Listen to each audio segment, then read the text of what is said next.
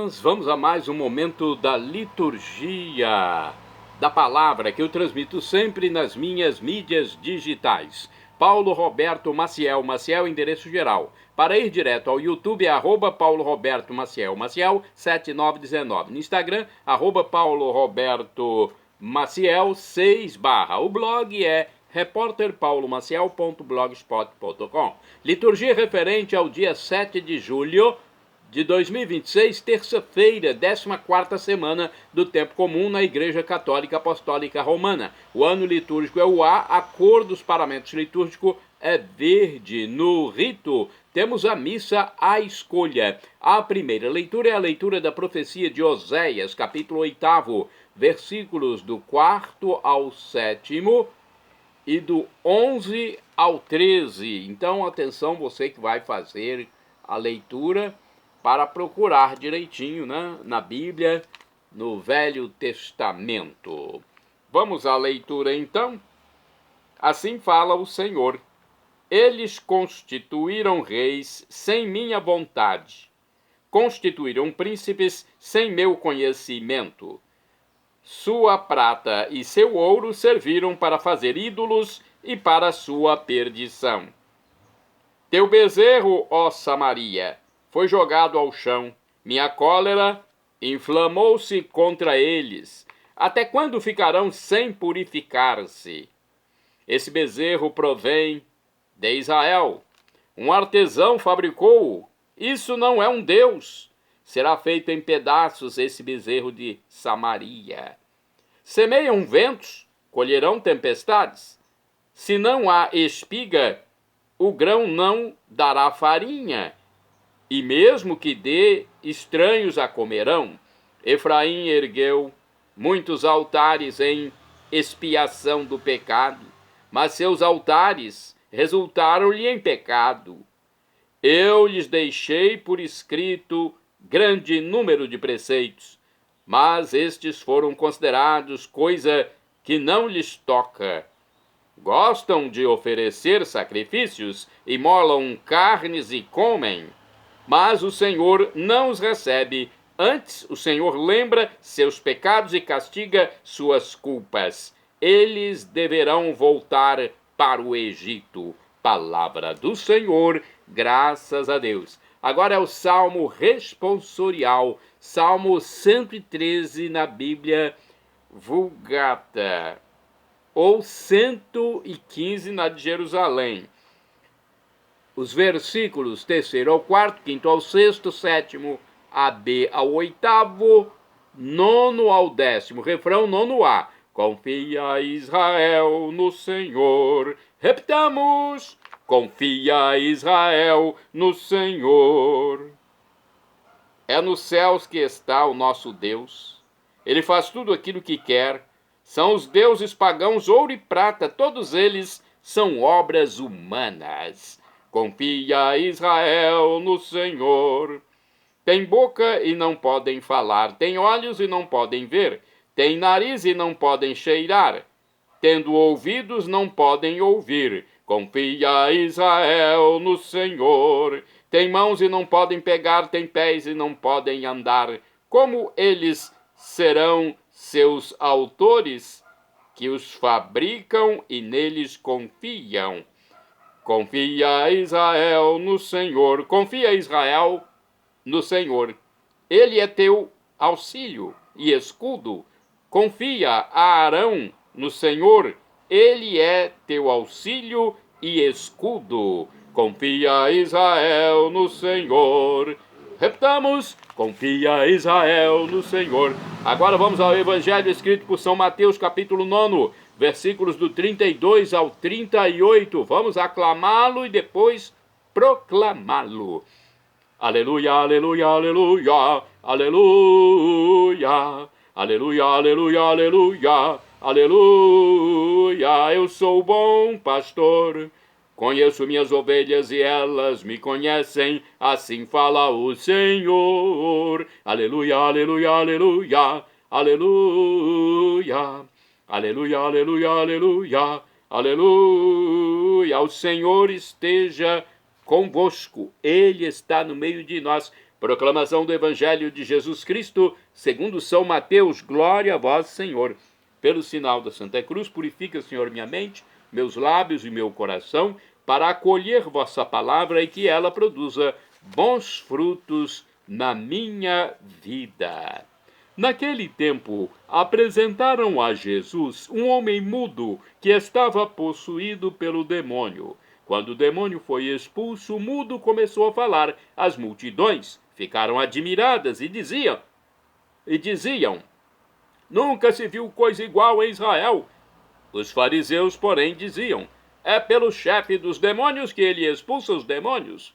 Jesus percorria todas as cidades e povoados, ensinando em suas sinagogas, pregando o evangelho do reino e curando todo tipo de doença e enfermidade. Vendo Jesus as multidões, compadeceu-se delas, porque estavam cansadas e abatidas, como ovelhas que não têm pastor. Então disse a seus discípulos: a messe é grande, mas os trabalhadores são poucos. Pedi, pois, ao dono da messe que envie trabalhadores para a sua colheita. Palavra da salvação. Glória a vós, Senhor. Aqui na revista Deus Conosco, vamos às explicações das leituras da Igreja Católica Apostólica Romana nas suas missas, nas suas celebrações da palavra, nos seus grupos de oração, nas leituras próprias dos católicos em sua casa. Olha, a multidão acolhe o que Jesus faz com aquele homem mudo, mas os fariseus reprovam, não se agradam ou não compreendem o que é a misericórdia. Os sábios do mundo têm dificuldades para entender a verdade do reino. Jesus também nos interpela. A messe é grande, mas os trabalhadores são poucos. Ele conta com o empenho dos cristãos no anúncio e no comprometimento de seu reino. Duas reações tão diferentes nós vimos aí no Evangelho diante do mesmo fato. Muitos reconheceram estar diante de uma manifestação do poder divino, quando Jesus cura. Alguns encontraram logo uma desculpa para não acreditar. Deus está sempre a nos convidar para a salvação. Dá-nos a possibilidade de acreditar, de crer, de confiar, mas respeita a nossa liberdade. Temos que pedir sempre que Ele nos ajude, para que nosso coração se abra para Ele. Porém, andemos mais apressadamente em nosso compromisso com o reino do Senhor. Vamos aqui a mais explicações no livro Dia a Dia com o Evangelho. Aqui fala sobre Mateus capítulo 9, versículos do 32 ao 38. Encontramos aqui várias expressões da atividade missionária de Jesus. Ele cura um endemoniado, mudo e também toda doença e toda enfermidade. Ensina nas sinagogas, prega o evangelho nas cidades e vilarejos, enche-se de compaixão pelas multidões angustiadas e abandonadas, acolhe de bom grado as aclamações do povo, ouve a absurda acusação de que ele expulsa o demônio com a força do chefe dos demônios. Um trabalho intenso que empenha Jesus por inteiro a saúde, a inteligência, a habilidade para se comunicar e em todas as circunstâncias sua bondade e misericórdia derramadas copiosamente sobre as multidões que vivem como ovelhas sem pastor. Nada mais natural que Jesus sinta e expresse a necessidade e a urgência de outros trabalhadores para a colheita.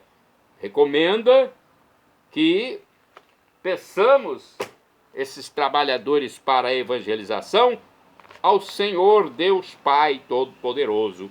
No livro Palavra e Vida também temos a explicação para Mateus capítulo 9, versículos do 32 ao 38. Os demônios fazem as pessoas emudecer, tiram-lhes a palavra, isolam-nas. Mas Jesus, a palavra, Jesus é a própria palavra, tem o poder de expulsar os demônios e devolver a fala, a palavra. Com isso, volta a fazer parte da sociedade, a comunicar-se, a expressar-se. O curioso é que alguns acusam Jesus de fazer aquilo que faz curar, libertar, em nome do príncipe dos demônios. São os que se aproveitam da mudez alheia para manipular, para usar os outros em seu próprio benefício e veem que, com Jesus, não tem sucesso. Roguemos para que haja muitos trabalhadores a serviço da liberdade que Jesus nos traz. São Vilibaldo é santo do dia 7 de julho. Vamos falar então sobre os santos deste dia. É importante nós nos atermos aos santos, porque eles fizeram o que Jesus mandou, amaram, pregaram o evangelho, anunciaram a palavra. Olha, pesquisa do padre Evaldo César de Souza, missionário redentorista, diz que São Vilibaldo nasceu em 22 de outubro de 700, ano 700, no país chamado Inglaterra. Seu pai era o rei Ricardo I. Ainda criança, Vilibaldo foi confiado aos monges beneditinos que cuidaram de sua formação intelectual e religiosa. Foi ali, entre eles, que decidiu ser também um monge.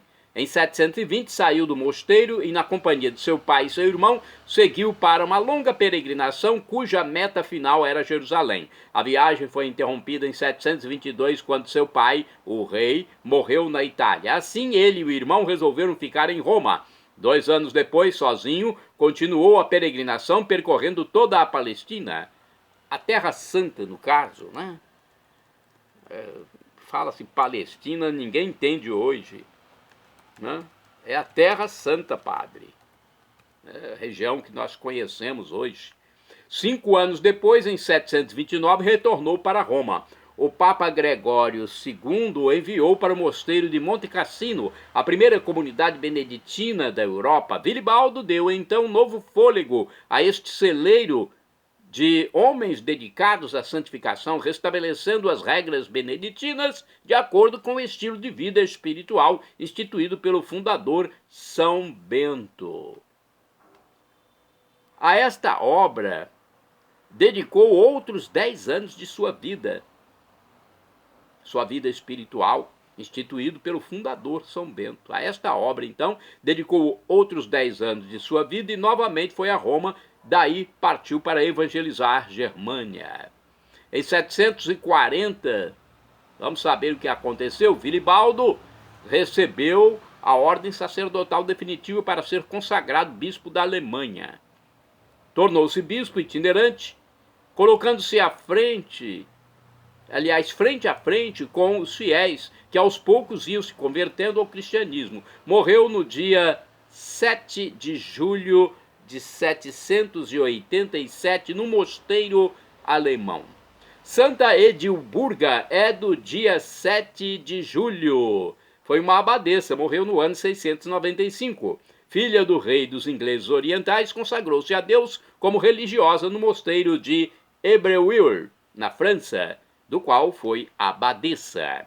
Santa do dia 7 de julho é Santo Odon de Cluny, também conhecido como Santo Odão. Foi um abade, morreu em 942. Foi o segundo abade de Cluny, restaurou a disciplina monástica em numerosos mosteiros da França e da Itália. Vamos saber mais informações de acordo com a revista Doutor Plínio. Odon era filho de fidalgos que viviam na Alsácia, os quais atribuíam seu nascimento à intercessão milagrosa de São Martinho.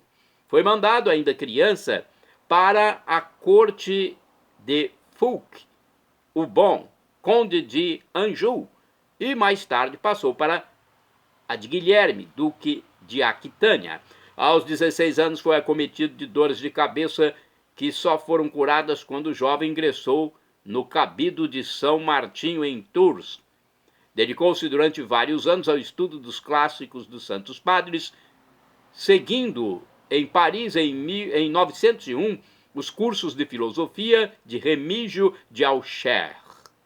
Aplicou-se também profundamente ao estudo da poesia e da música, as quais cultivou durante toda a vida. Após ter sido cantor do cabido e de ter escrito várias obras, Odon ingressou no mosteiro beneditino de Baume-le-Messier,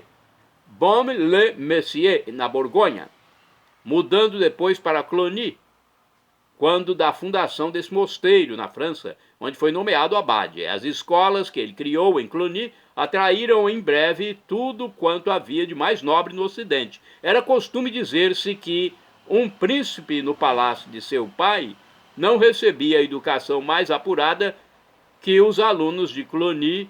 Graças ao santo abade, a influência da abadia espalhou-se por toda a cristandade. Os papas a ele recorriam em suas dificuldades e os príncipes chamavam-no para reformar os mosteiros em seus estados. Santo do dia 7 de julho. Agora temos aqui um quase santo. É o bem-aventurado, o beato Bento XI. Foi papa, morreu em 1304. Foi um frade da Ordem dos Pregadores. Promoveu durante seu curto pontificado a concórdia, a renovação da disciplina e o crescimento da religião. Beato, então, é quando se está a um degrau da canonização. Basta acontecer um milagre pela intercessão do candidato a santo e a canonização será realizada pelo Papa. Bem-aventurado do dia 7 de julho é o beato Pedro Torrot, mártir, morreu em 1945. Foi um pai de família e catequista do povoado de Hakunai, na Melanésia. Foi martirizado pelos japoneses durante a Segunda Guerra Mundial por meio de injeção letal. Beato Pedro Torrot, rogai por mim, junto a Deus, rogai por nós.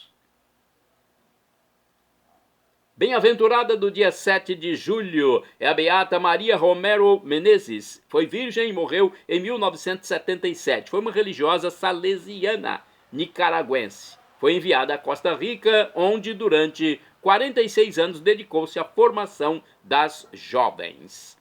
Shalom Adonai é uma expressão hebraica que significa a paz de Deus, é o que eu desejo para todos vocês. El Shaddai, também do hebraico, significa Deus onipotente, Deus todo-poderoso. Ele proverá aquilo que você deseja, se for para o seu bem.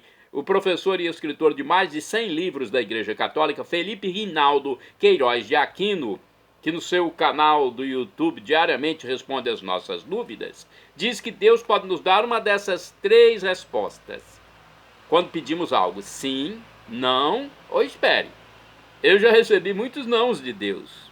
Confesso que na hora que recebi os nãos, eu não entendi e não gostei. Eu sou um pecador, peço até perdão a Deus. Mas com o passar do tempo, fui percebendo que aqueles nãos de Deus que eu recebi foram as melhores coisas para mim. Caso contrário, hoje eu não estaria mais aqui para evangelizar, para tentar salvar almas. E agora eu clamo Maranatá, como dizemos nós católicos. Nós dizemos assim, Maranatá, pronúncia com a tônica na última sílaba. Ou nossos irmãos separados das comunidades evangélicas ou protestantes, que dizem Maranata. Não importa a pronúncia, o significado é o mesmo. Esteja preparado para o juízo final, meu irmão, minha irmã. Vem, Senhor, significa a expressão Maranatá ou Maranata. Vem, Senhor, Senhor, vem. É o juízo final, algo inexprimível, indizível, inefável, inexpressável e grandioso. Toda a humanidade será reunida. Não haverá mais esse tempo e espaço como conhecemos aqui. Algo que nós não temos palavras para expressar. E nós teremos naquele dia, no juízo final, corpos como o de Jesus, corpos gloriosos. Isso para quem crer nele como Deus, se arrepender dos seus pecados para não morrer em pecado grave e ser batizado. Perdão, Senhor, pelos meus pecados passados, presentes, futuros, físicos, espirituais, pecados do pensamento, palavras, atos, omissões, e me dê a vida eterna. Meu Jesus, eu quero a vida eterna convosco. Acesse Paulo Roberto Maciel. Para ir direto ao YouTube é @Paulo Roberto Maciel 7919.